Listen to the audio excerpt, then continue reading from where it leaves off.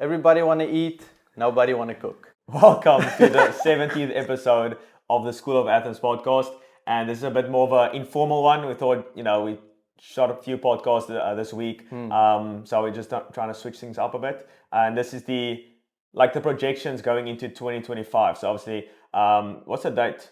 So it's 5 January, time of recording. And obviously just want to project what we're going to achieve in this year. We'll probably be far off, like with most years. Like if you told us last year what we're going to do in 2024, there was just no correlation really. But yeah, we're going to do a projection, see where we land at the end of 2025, do some reflections. We can just hop straight into it really. Yeah, I mean, I think especially in this time of year, a lot of people tend to have their New Year's resolutions, all their plans, self-transcendent worksheet, your ideal self manifesto, stuff like that, what you want to achieve this year. And, Andre and I have already sort of have a rough idea so what you want to do this year. And this video essentially just us sharing that with you guys, essentially our game plan as to how we are going to become billionaires. But yeah, that's essentially our game plan for this year. And we got about 10 sort of brief topics we want to touch on. And I think the first one is, the vision for 2025 and sort of how do you even go about, let's say it's January as it is right now, and setting these goals? I think manifestation, visualization, affirmations, these type of things are topics that tend to come up. And I find tremendous value in that. Looking back at my goals in January last year, that self-transcendent worksheet, I don't know if you guys are familiar with that, but that's essentially, writing down all your goals and the type of person that you want to become and then reverse engineering from there. And I think, that's a big part of what, Andre and I are doing right now. We have a couple of goals. I think a couple of them would be, we want to do some client retreats this year, just to briefly touch on them. We want to get some high value guests on. We're going to be touching on networking as well. But essentially, we want to get some high value guests on our podcast as well. I think we see what will happen after that. I think that is probably one more of the bigger parts, and obviously focusing on our community, trying to finish that as well, and then just asking for feedback the whole time, and then just improving from there. When it comes to visualization, I feel like it's very important. We also touch on this, not forming a pod, but visualization and affirmations, all those things. I think it's very crucial actually in the first 1 to 2 years of your journey, because you need to do a complete 180. I feel like, a lot of people don't, after the 2 years, they scrap it because the environment is like a visualization almost. It's like the environment is reinforcing their current self, or not their current self, but it helps them, achieve success very quickly. And the first 2 years, you're kind of going from 0 to 100. So you need to do a 180, and then the visualizations, all that stuff is important. Essentially, fake it till you make it, okay? It's very cliche, but that's to an extent what it is. In the beginning, you don't have any fruits or anything that shows you that, oh, wow, that is me. Let's take an example. Let's say if you're in the gym. The first year in the gym, excluding the newbie gains, it's difficult to continue hitting the gym if the goal is to be jacked, because you're not going to be jacked in a year, So in that time frame, you sort of need to bullshit yourself a bit, That's why visualization is very important. Affirmations, you are essentially telling yourself the whole time, I'm going to get big, I'm strong, I'm healthy, I'm wealthy, I'm successful, those type of things. And then there comes a point after a year or two where the fruits of your labor tend to show itself. And then when you're in a situation where Andre and I are right now, our current reality is reinforcing our past future self. Does that make sense? Yeah. And so you don't see Alex Hormozy going in the bathroom in the mirror oh, I'm healthy, I'm wealthy, I'm sick. He is already those things to an extent, So I think, the game plan is going to take you from 0 to, let's say, $10,000 a month is completely different to the sort of systems and stuff you need to put in place. That's going to get you from 10,000 to, let's say, $1 million a month. And I think that first part is very important to get your mindset straight and to you need to implement things that's going to help you actually take action. And a very big part in the first couple of months is to actually allow yourself and give yourself permission to actually chase these goals. Because if you come to a point where you see the returns on the risk that you have taken, then it's very easy to continue taking action. But in the beginning, you have no idea if it's going to work. You're like throwing a ball against a wall, and you just have like nothing in your current environment is reinforcing your ideal self. And so then you have to BS it a bit. And you have to realize Alex Hormozi, he also did that for the first couple of years. Like, he doesn't mention that, but he did the visualizations. He did, the reading books, the psychology books, the self-help books. Like, he did all of that. And that got him to his first bit of momentum. And then from there, momentum, like, he just rode the wave.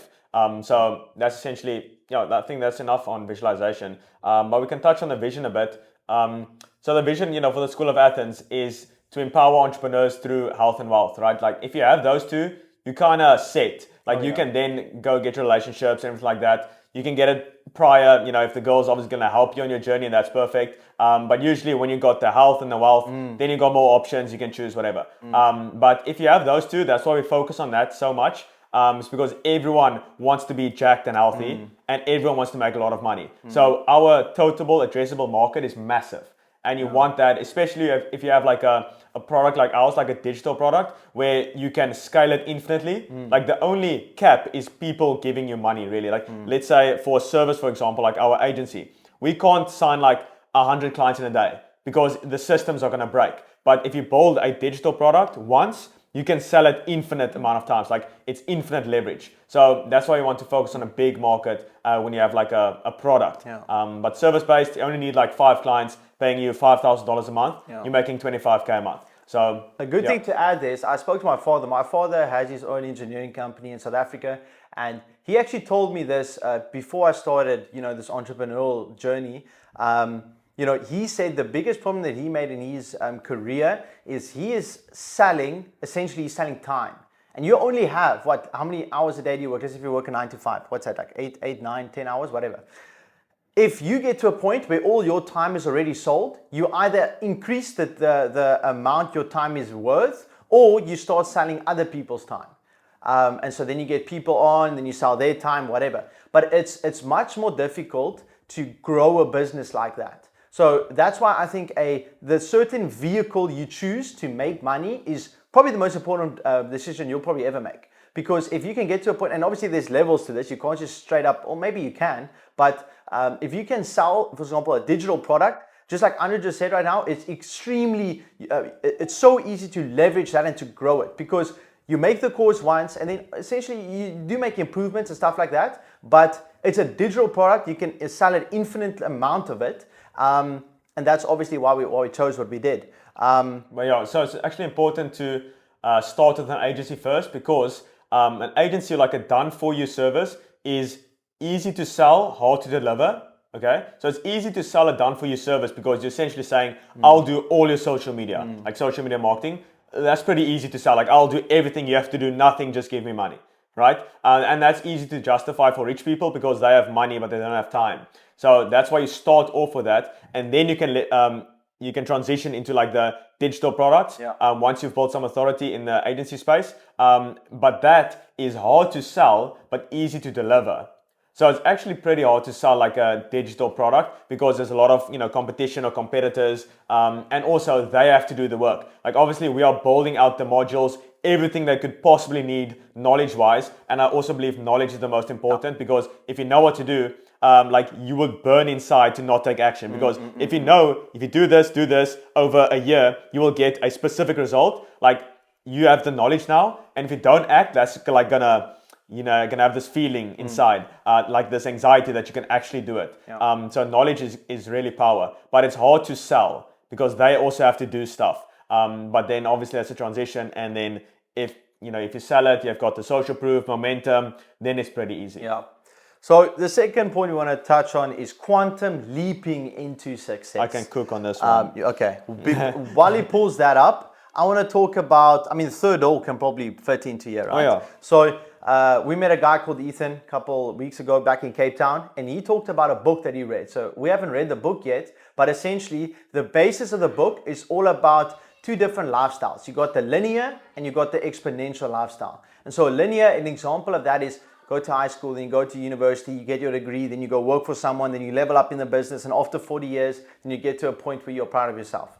And then an exponential lifestyle is reverse engineering it, being like, okay, what do I need to be proud of myself? Okay, I want to make $100,000 a month, for example, and I want to be jacked. It's like, cool. Okay, I don't want to take 20 years to get there. What do I need to do to get from level 1 to level 10 in one move? And a good analogy of this is also, let's say, for example, you go to a party or a club, okay? The first door is where everyone is, okay? It's like 1,000 people in this door. It's like the front door. Everyone queues up there. Then you got the VIP entrance. Just a bit more to the left, more luxury. If you got money or fame or whatever, then you can move into that door. And then you go to the third door. And the thing is, there's always a third door. No matter if you need to jump through a window or go through a secret tunnel or something, there's always a third door. And the third door is an analogy for the exponential growth. One single move that you can make to transcend your business to the next level. And so an example of for what we want to do with our business is with the podcast. A very linear growth move is essentially what we're doing the whole time now, doing satellite accounts, short format, boosting the content, etc. An example of exponential growth would be to just get Ty Lopez on the podcast. So that's essentially some of the plans we want to do. Is we want to get some high level and high net worth individuals on the podcast that has some, what do you call it, social proof. And I think you call that borrowed social proof. Is you get people on that's very valuable. The people already are like, okay, they mean business. And you get them on your podcast and obviously that adds to the value of your pod. So that's definitely something we want to be focused on this year, is getting some high level people on here. Yeah, that's probably the highest leverage activity we can do. And we also boil down like the highest leverage activities, and that is obviously media and the product. So media is essentially the podcast. Like that's number one. I feel like I got this epiphany the other day, like we are extremely early when it comes to podcast. Very early.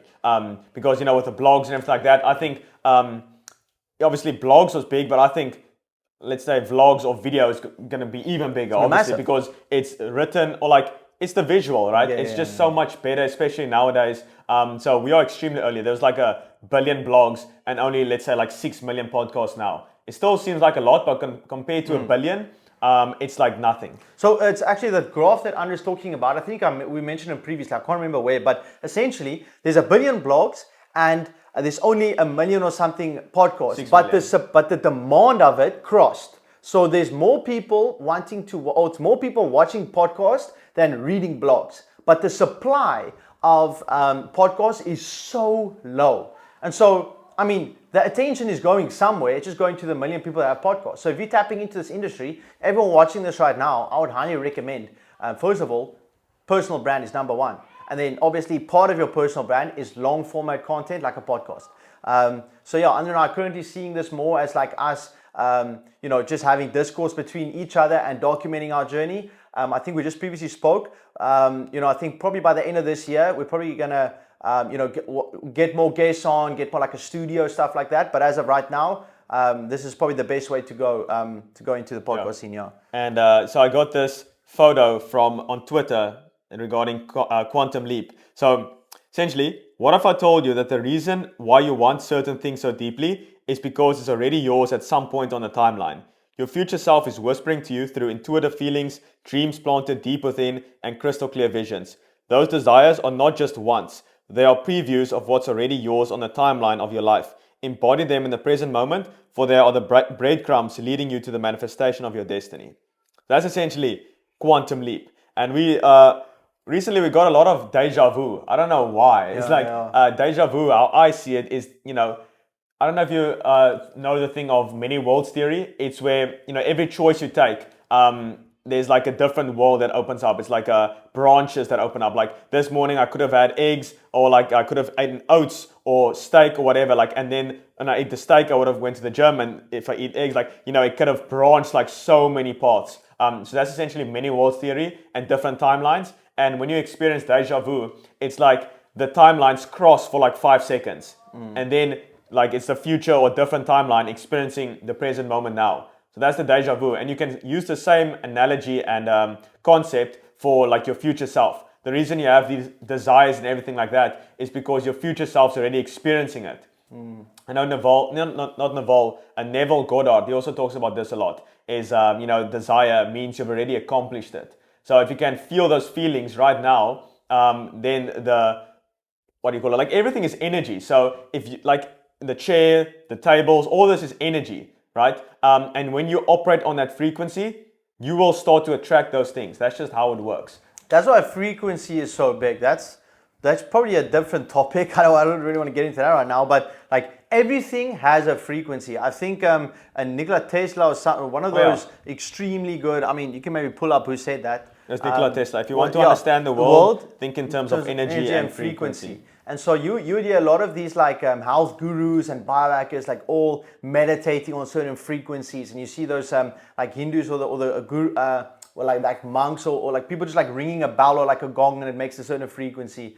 And essentially when you are listening to a certain type of frequency, you are tapping into the energy behind that. So everything has atoms, and all of those atoms vibrate. So the table and the laptop or myself, we all vibrate from a different frequency. And so I actually wrote a PDF on this regarding natural fibers and wearing them. So if you take, for example, linen, cotton, and hemp, they have frequencies of, I think hemp is like over 100, but I think cotton and linen is something like 4,000 frequency. And for example, a dead person or deceased person, person is not alive anymore, he has a frequency of zeros or something like that, okay? And if you're wearing these live clothing, it operates different to your skin compared to, let's say, synthetic fibers that have also like under 10 frequency or whatever. But anyways, that's a different topic. Do you want to touch something more on that? Yeah, so if you're like a overthinker, you tend to like think a lot, a lot of critical mind activities,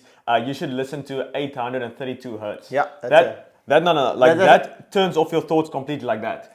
Let me actually see if I can play it. It's very interesting stuff. Go and type in the different frequencies and the effects of that on YouTube. Go and listen to those. When you fall asleep, listen to a certain one. When you're like meditating, listen to a certain one. It's really amazing. Let me see if I can play this. And if you look at, for example, like the classical music, like Beethoven, those type of guys, they operate on a certain type of frequency. And if you look at rappers and those type of music and that music industry, it also operates on a different frequency. And so you get like the God frequency and the devil frequency and stuff like that. But let me play this. Can I play this on the mic? I think so. Which side is it? Yeah, it's over there on the right. Like this. Damn, I felt like... When you hear that, like you had no thoughts. Whoa. You had zero I'm telling thoughts. you right now, I felt something. No, you had zero thoughts. Like, look at... Play it one more time. Your thoughts disappear for a second. Mad scientists. This is all we're trying to say. Like, test all this stuff, man. Like, I was at a point where I'm listening to stuff, I'm like, really? Frequency? What is this all about? But then you look at like millionaires don't believe in star signs, but billionaires do. Or what it is, like, there's some truth in this stuff, bro. And there's no, it doesn't hurt. Yeah, there's no harm in testing it. And if it's like with the blue light blockers, like every single person that I've got on blue light blockers have said it has changed their sleep forever. Like they feel so much different. But everyone else that looks at me wearing these like red lenses think I'm crazy. But like, I think you're crazy, bro. Like you need to wear these glasses, bro. But yeah, let's get into the third topic. Innovative business strategies for 2025. Yeah, so let me touch on that. So there's only really 4 things you can do to like get clients, and that's like the biggest struggle for most people is client acquisition. So essentially turning a stranger to a customer. And the only 4 ways you can do that is through, cold outbound, like, DMing people or emailing people. There's a pretty low leverage activity, but like when you're starting out, you only have time, so you should probably do that. And you can't really do, so that's number 1, cold outreach. And then it's warm outreach, right? And when you're starting out, like with your agency services, you can't necessarily reach out to warm people that's your followers, essentially just your followers, because you can't message your subscribers on YouTube, which I definitely think they should add.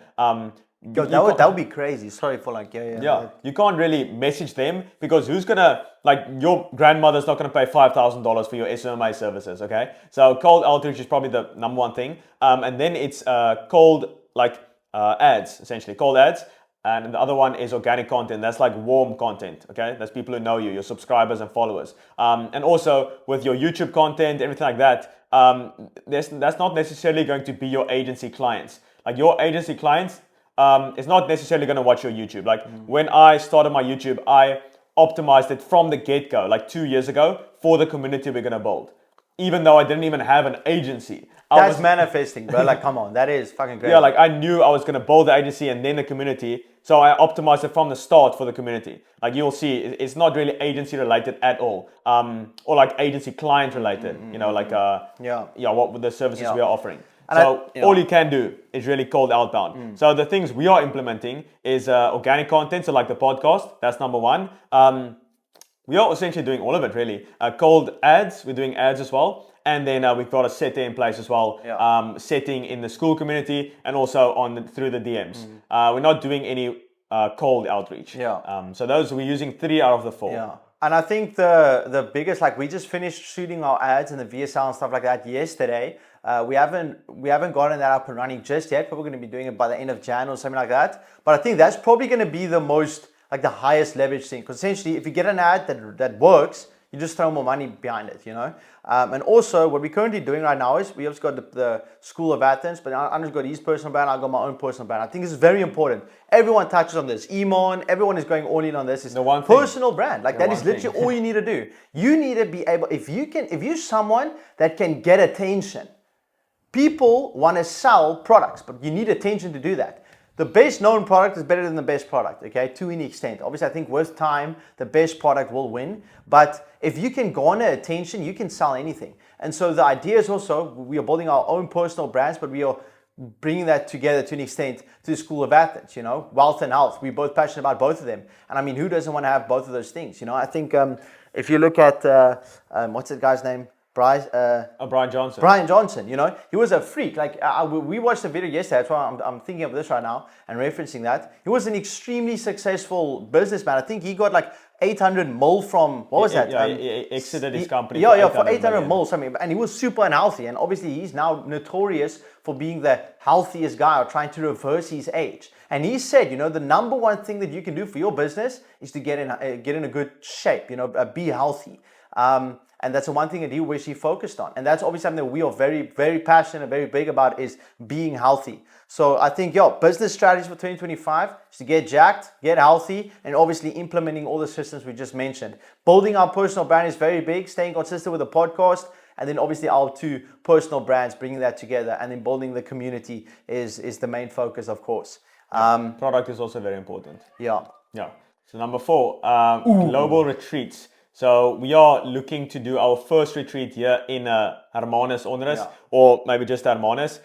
This is going to be massive. We've been searching at places on Airbnb, just super cool stuff. Like we got prizes, not prizes, but like gifts planned. Ooh, it's going to be it's going to be so good. I'm telling you, like, I'm so excited for this. I mean, if you just take 2024, we just released a video about probably like a week ago. If you guys are watching this, probably let's just say a week ago, of like the best highlights of 2024 and the one talking about what we learned this year. And part of the most important, you know, the most valuable thing that I took out of last year was the networking aspect of that. You know, traveling, Bali, Greece, Thailand, Dubai.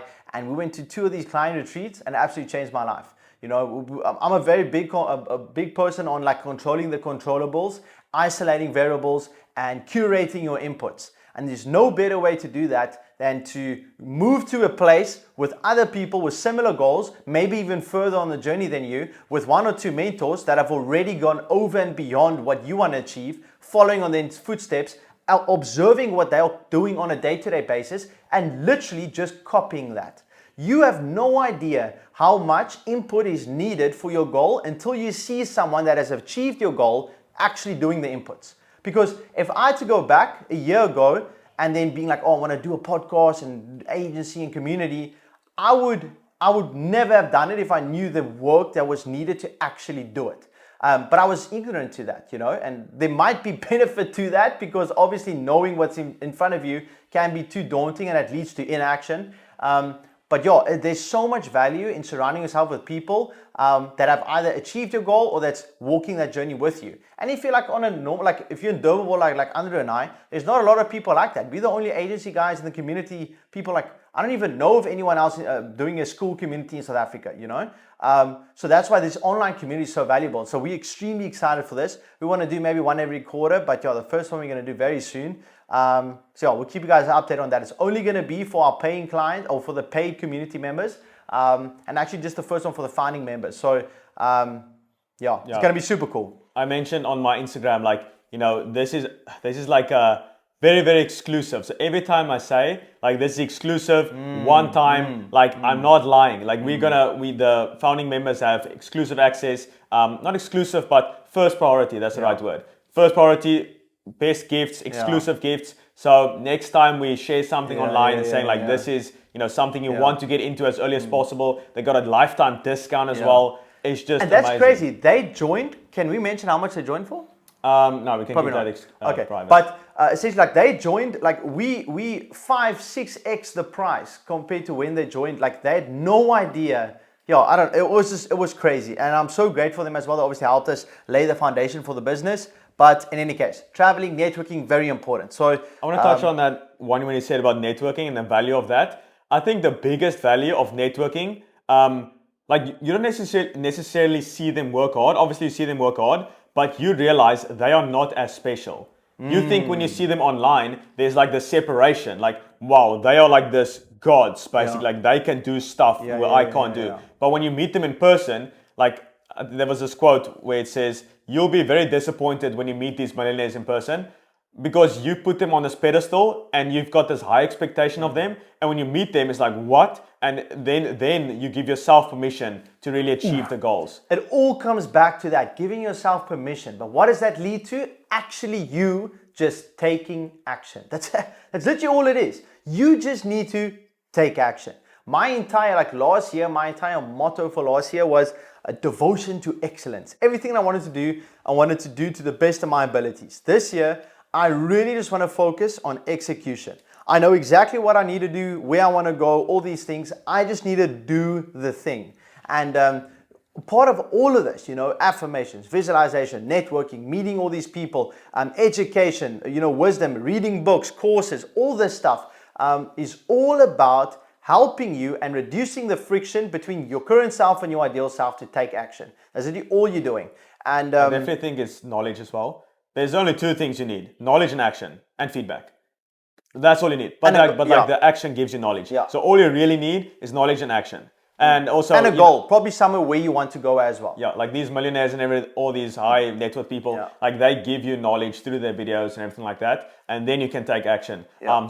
And then obviously feedback. But your subconscious mind, like you don't have to really write down like, oh, this is the feedback I got. Your subconscious mind will be like, okay, don't do that again, and you will naturally correct course. So action produces information. So all it really is take action, essentially. That's fucking crazy. That boils down to that again. Just take action. Yeah. I think a very good point to mention quickly, because I know we both read like a fucking ridiculous amount. Like let's say we go through like if I see Andrew like on the sofa or like making food or whatever, he's always has a podcast on or reading something or listening to something. And so a very good point that I had, or like question I had for a long time, is like, how do people listen and stuff and not take notes? Like, how do you do? It's like, I'm not taking any notes when I'm reading or listening, because what I realized is when I was in this state of reading or listening, but I had to write things down, I was withholding myself from tapping into knowledge and reading and listening because I never had a notebook with me.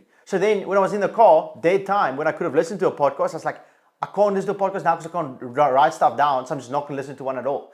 It's like you are withholding yourself from so much more knowledge by not listening to it because you can't write things down.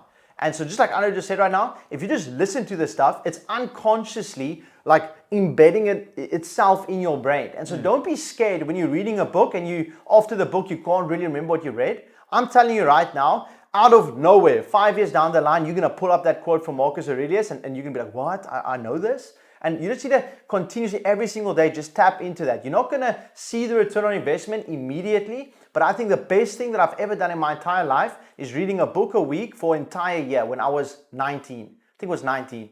That changed my entire life because you literally don't know what you don't know. If you knew what we knew, with time, if you took as much action as we did, with time, you would get to where we are, if not further. Yeah. So number five, health optimization techniques for high performance. So essentially what we just said right now, part of our actual business strategies for this year is to stay in peak physical performance, or peak physical condition. That doesn't mean you need to get extremely jacked and do steroids and all this stuff. We don't do steroids, but essentially your business is an extension of yourself. And if you are sick, your business is going to feel that. And so, I mean, we listened to Charlie Morgan's, what was that, like a mastermind like or something? a mastermind, yeah. And he was literally saying on the pod, I couldn't believe it, to be honest, but he said like he just wakes up whenever he wakes up, you know. And he's someone that's very strict with his time, but he wakes up whenever he wakes up, and then he just starts working and he gets his 4 or 5 hours of deep work in. And he said he would much rather want to sleep for an extra hour than get in an extra hour of work, because the return on investment of better sleep is much more focused and actual.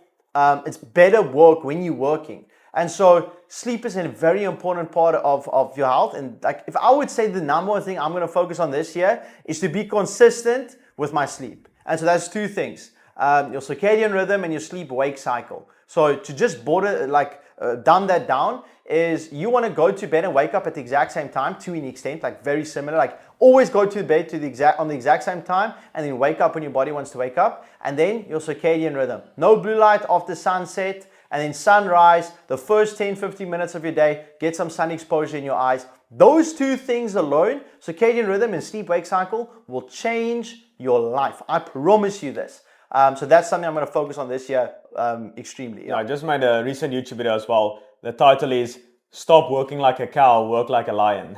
A lot of people, they are working like cows. They're essentially just grazing the entire day, doing like busy work constantly. And then they feel productive. But if you ask them at the end of the day, like, what did you really accomplish? They're like, I don't really know. So that's why you need to focus and get clear on your most high leverage activities, which for us is obviously the podcast and the community. Like those two things.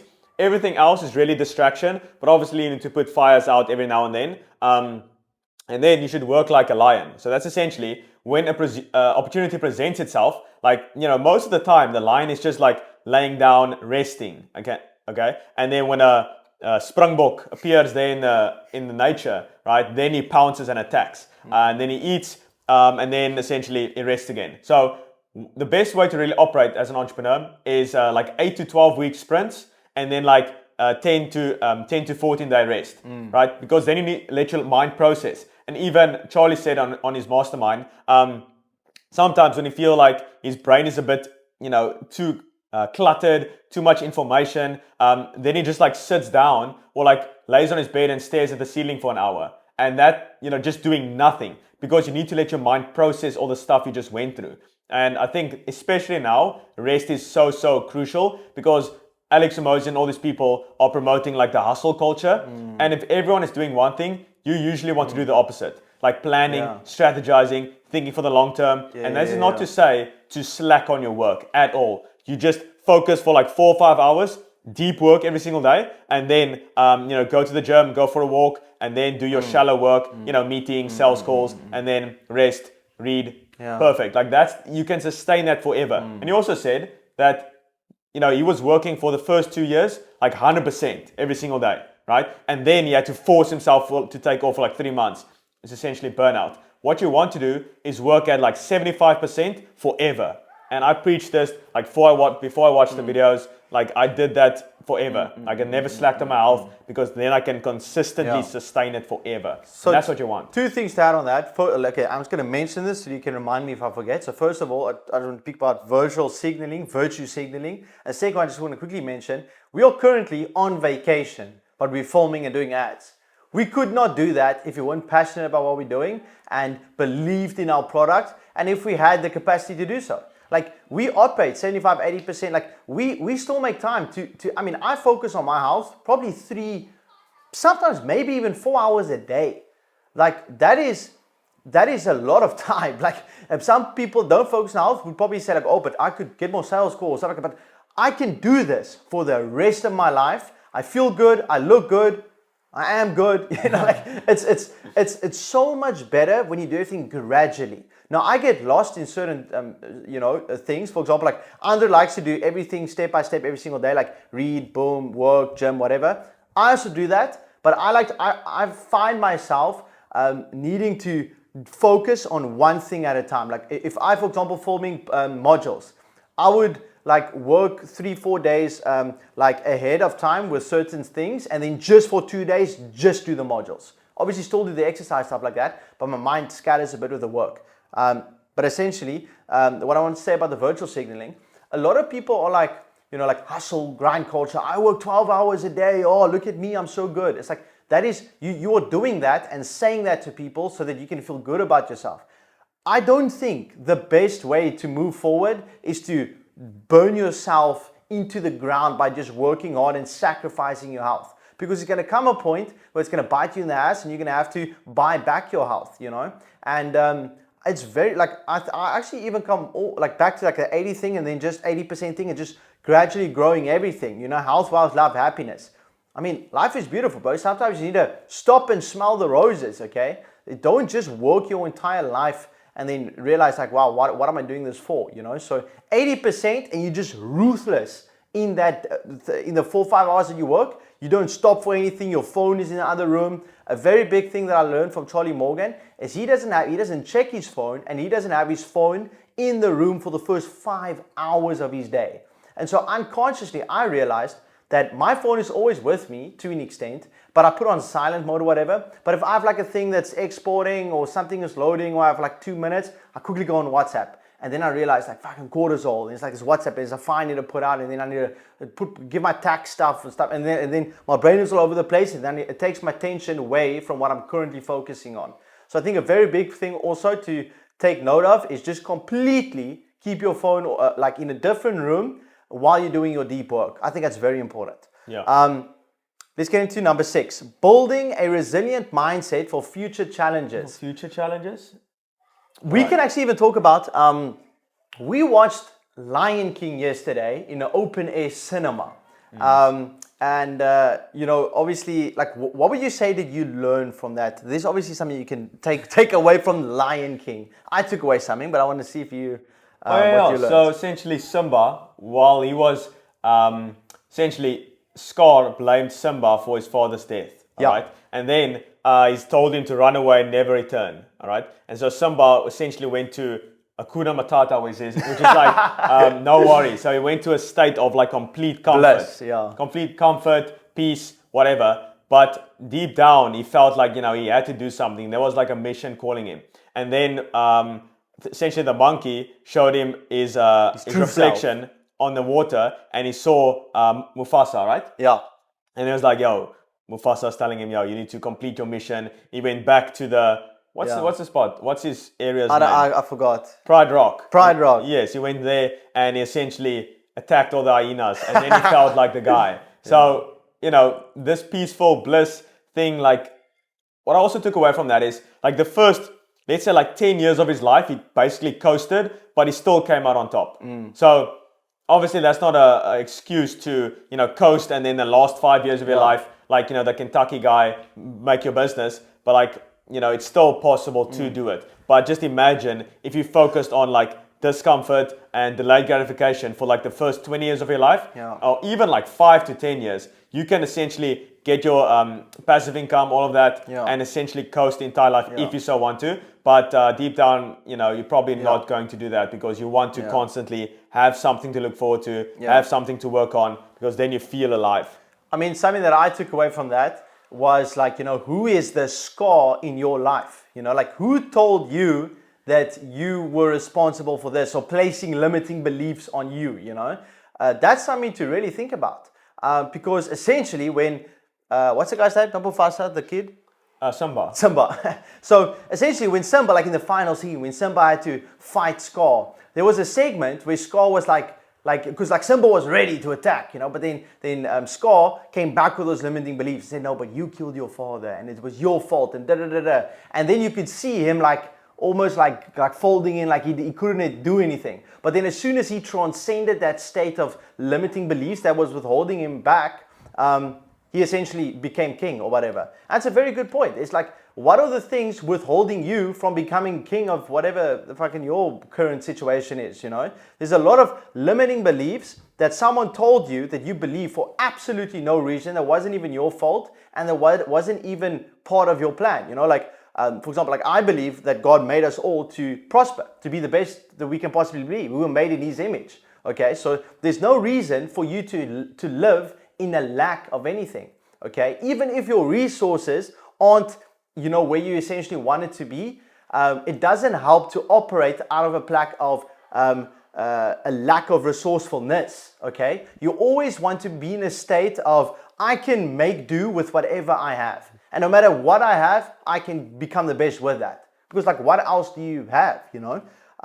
What you want to be is a rational optimist, right? So all of these people, I actually put up a story of Iman Gadzi on a YouTube video. I tagged him. It was like he liked the story where I mentioned him, and he said, or someone asked him on a YouTube video, like, did you imagine this before you actually achieved it? He's like, of course I did. Like, how else did it happen? How else? I imagined it first before it happened. Like, you can't. People think you're gonna stumble into success. It doesn't happen like that at all. That's like what you see on movies. Like, you first imagine it, you feel wealthy, you feel healthy, and then it like happens. People are waiting for the money to feel wealthy. It does not work like that at all. Like, first strip off all the limiting beliefs, all the unworthiness, all of that. And it's not, you shouldn't be entitled. This is where the balance comes in again. Like, you know, what's it? If you think you deserve it without work, that's entitlement, right?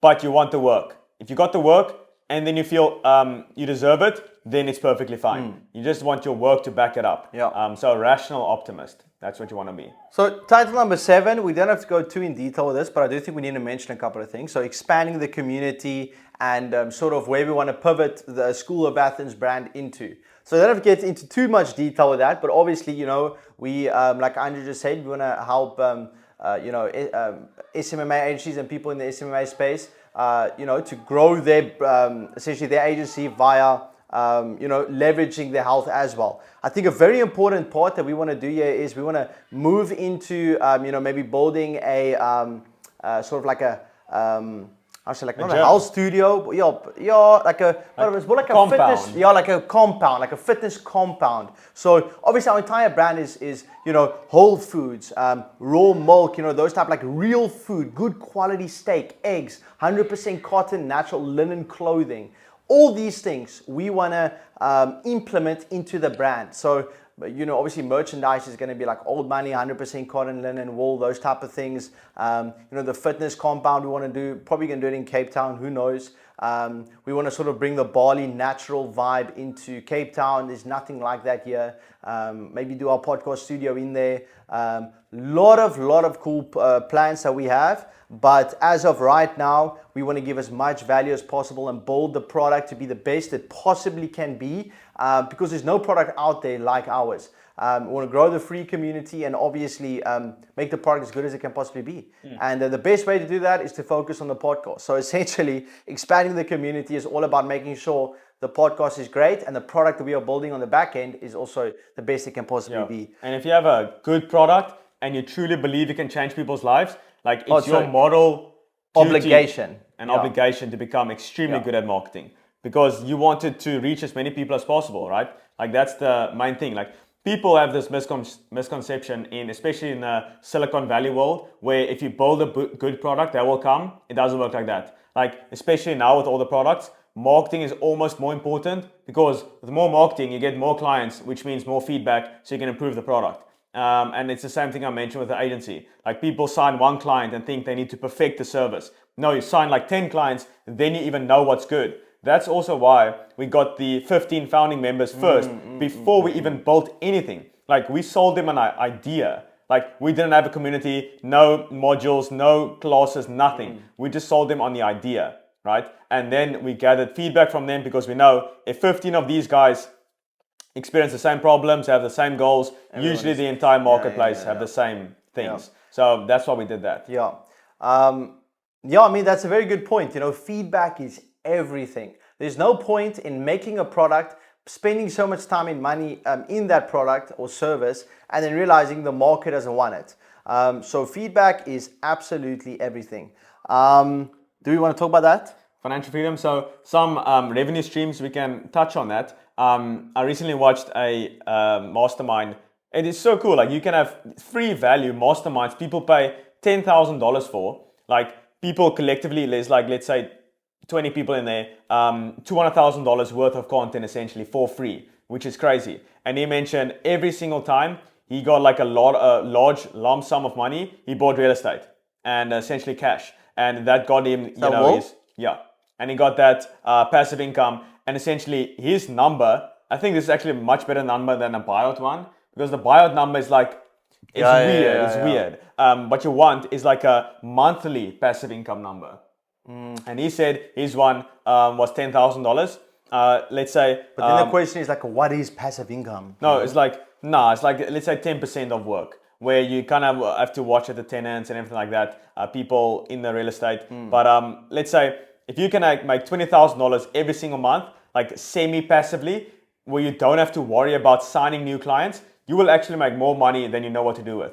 Because you have this like don't care vibe. It's like, I don't care if you buy or not. Like, that's the best energy you can have. If you are greedy on the sales calls, that's why the first couple of sales calls is so hard, because you're so greedy for money. But once you've signed a couple of clients, you sign more because you're like, okay, I don't really need you, but like, it's cool. It's some extra money. And I mean, I don't think you can fake that. I don't think you can truly fake abundance. Like, maybe you can, but it's so difficult. It's like, it probably comes down to the entire monk and warrior mindset, or like the guy that like operates in the business trying to get money, and then he realizes, okay, money doesn't really give him happiness. And then the monk who just operates out of like pure abundance with nothing.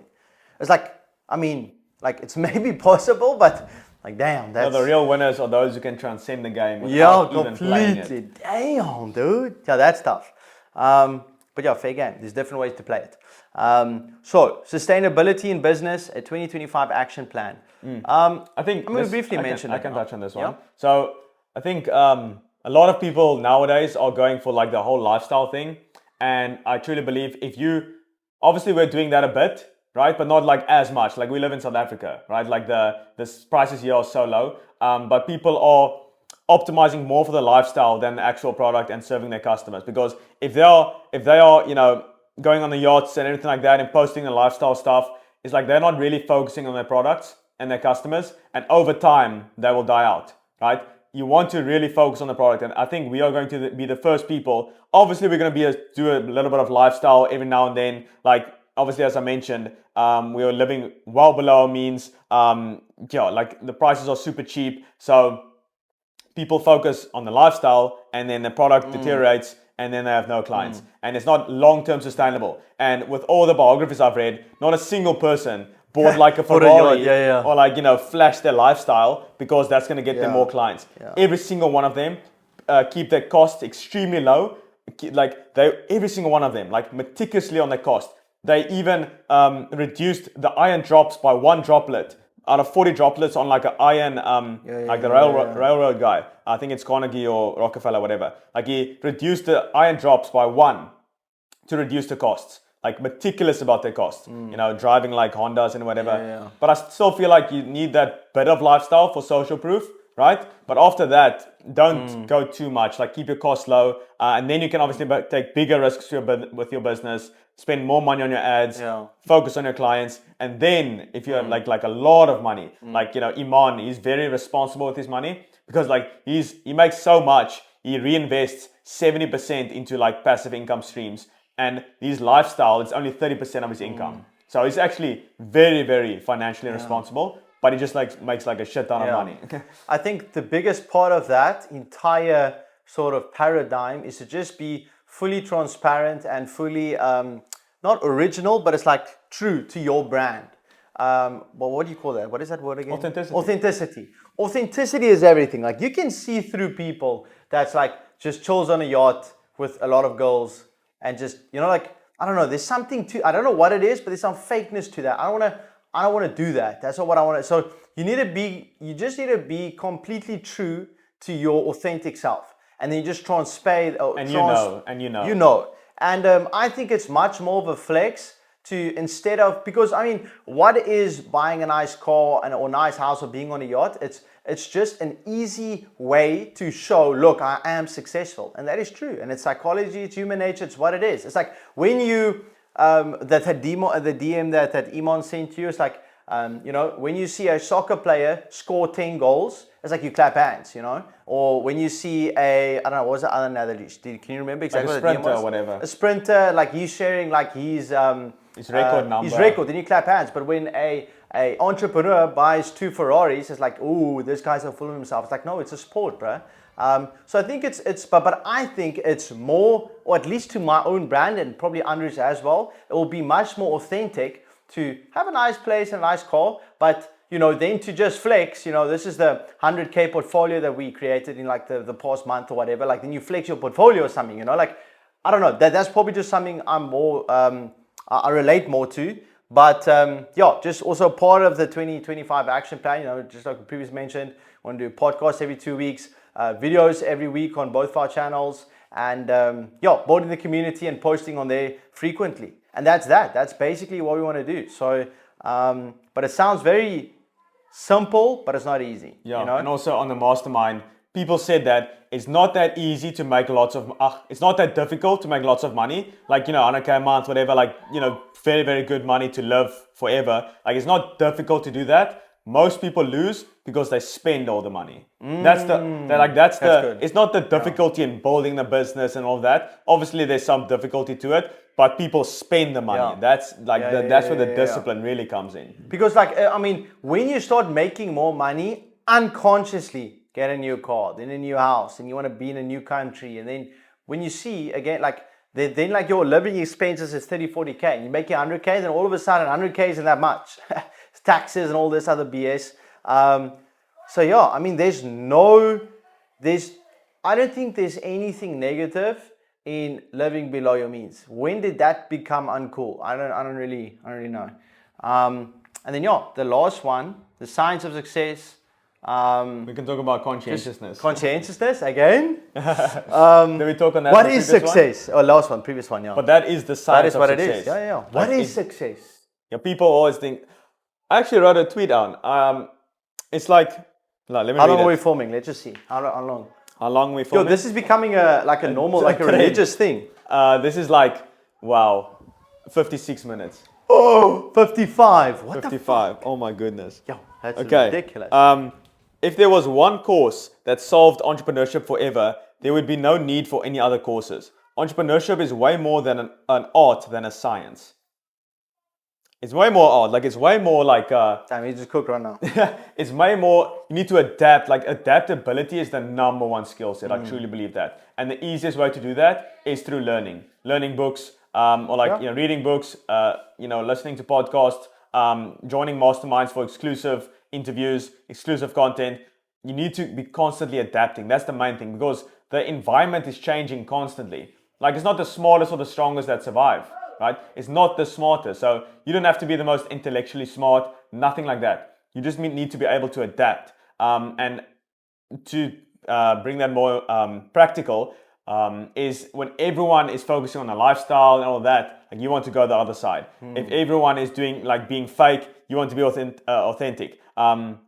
There was another one. If everyone's just doing like the hustle culture, working 12 hours a day, grinding through the holidays, whatever, then you need to strategize and plan. And even YC Combinator, Y Combinator with like Sam Altman, what's his name? Paul Graham, like all these big entrepreneurs, and like the founders of HubSpot, all these big guys, they literally said, at the end, you need to prioritize the end of year holidays for planning, and take off on weekends to plan and strategize. So don't listen to like these small guys. Obviously it's good money, 10, 20, 30, 50K a month, like 100K a month even. Don't listen to them. Listen to the people who's made like billions. Like, they're not flashing their lifestyle really, but maybe in order to get there, you need to flash a lifestyle, and then you transcend that. I don't know. I think there might be some exceptions, because we also do need, I actually just realized this after we just mentioned about the lifestyle. It's like we are a bit more in a different sort of paradigm right now, social media. And that obviously taps into a lot of human nature psychology, like seeing this stuff. And so there might be some exceptions to that, and you do need to leverage these things, you know. But I do think it's also a good idea to, you know, there is value in learning from someone that's just one step ahead of you. Because what happens is, let's say you try and take business advice from Elon Musk. That brother is making billions of dollars. Like, his entire perspective of business is going to be from a different frame. And those sort of, what should I say, the protocols or the systems or whatever might be from a different perspective. As say, let's say, for example, you want to do drop shipping and you got a mentor that has just built that business from 0 to 100K the past 6 months. So everything that he's going to learn you works right now in that specific industry. And that might be more valuable than learning from Iman about SMMA. He was busy with SMMA 4 years ago. You know, he's very, he might be very like not up to date with the stuff right now because he's not in the trenches anymore. You know, so there might be some value to that. You know, said that Ricardo said that to Nick when we were at the client retreat in Dubai. Yeah. And that made a lot of sense to me because he was speaking about why to listen to Nick and not, for example, Iman. Nick actually asked him that. And then Ricardo said, well, you know, Nick is still in the trenches right now or whatever. Like we're still in the trenches. Like Iman is transcended the game. He's actually playing a completely different game. So there's two sides to both of those coins. But I think long term with the deeper foundational questions, it's definitely much better to look at these gurus and then the ultimate like you know, Mark Aurelius, all these guys, not even just the guys that are still alive, but Alex Hormozy, like all these, they look at it from a completely different perspective, and it's good to have both of those ideas surrounding you. Yeah. So what you want is like 50% focus on the principles, like evergreen principles, like, you know, money is a result of service, like just like focus on service, right? That's like the principles. And then you need the other 50%, like the new age, technology, AI, all the stuff. You need to stay up to date with that. And also, like a very important thing you can learn from these big guys is do what they are doing, not necessarily what they are saying. Yeah. A lot of people, you know, tell you to do these things as well. So you can do both, but do what they are doing. Like Iman, he's literally making an event called The One Thing. And in that one thing, he's going to mention start a personal brand. So, you know, he's doing it as well. And he's telling people to do it. So if there's a time to start, it's probably now because everyone's going to do it. For sure. And also, he is investing in school, right? It's not public yet, but I'm 99% sure he's doing that. And also, Alex Hormozy is invested in school. Sam Ovens made school. Sam Ovens is like the long-term thinker. He thinks in like multiple decades, right? He literally spent 5 years thinking about school. Not even building it, like thinking how this is going to work. Just like sitting down and doing nothing for 5 years on school, all right? So he's like a long-term guy. Alex Hormozy's reputation is on the line, right? Iman Gadzhi as well, like he's focused. He says 2025 is going to be even bigger with content. So, and they're all in on school. So what that means is school is digital products, communities, and also like, you know, interactions, calls, that kind of thing. And especially with AI now, I feel like, you know, if everyone is focused on AI, what's going to be more important is going to be in-person connections. Oh, right? Good point. So that's why we are doing the retreats as well. Because that's going to be more valuable, you know, with like COVID and everything like that, where people were in-house, you know, on Zoom calls, everything like that. In person is going to be more important. So you want to constantly focus on the pendulum and how it's swinging and essentially do the opposite. Yeah. Because that's where no competition is. But competition is also actually a good thing because it means there's demand. Yeah. And you just have to be better than the competition then. So And that's pretty easy. yeah. So I think a good way to end this off is, well, first of all, do we want to make some predictions as to where everything's going to go? Oh, the wow. subscribers. Let's say like, okay, wait, I think this is good. We need to do this so we can revisit this at the end of This this is our year. first year, so we're probably going to be very off. Let's do for the subscribers for the podcast channel. We And do personal, for the personal as well. personal for both, and then we also do, let's say, free community as well. And revenue? Or client, let's say client signed. Let's just say client Okay, signed. but then that's the paid, right? Yeah, paid. Okay, let's do, okay, yeah. Paid, how many? Okay, wait. what we usually do, like this is super Reverse weird. engineering. No, like this is super weird. Like what we do is we eat like, let's say a croissant or something, right? And then I ask Quentin like, how much calories do you think is in this croissant? And but we don't say it out loud. Yeah. We think in our heads, Yeah. like let's say, and then we say 3, 2, 1, and then as I say like 420, he says like 380, and then we're like in the middle 400. Yeah. Okay. Okay, well, let's do the same with the paid. Exactly, okay? that's what I'm. Okay, Yeah. 3. Wait. I first need to think. So the paid community sign members. Remember how much you want to actually do per month, and then try and like times that. I've got a good number. Yeah, I also got a good number. Okay, 3, 2, 1. 250. 280. 250, 280. 268. No, 0.1. Okay, let's say 265. Let's say 265. Okay, 265. 265 for the paid community. Let's say free community.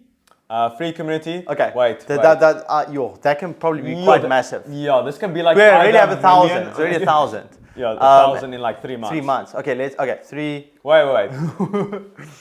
Okay, by the end of the year. I've got a good number. It's a good number. It's just a nice number. Okay. 3, 2, 1. 15. Okay. 5 no? 50. 50? Okay. 15. Fuck. Okay, so No, that's, 15 that's a 35 difference plus 16. Let's say 30k.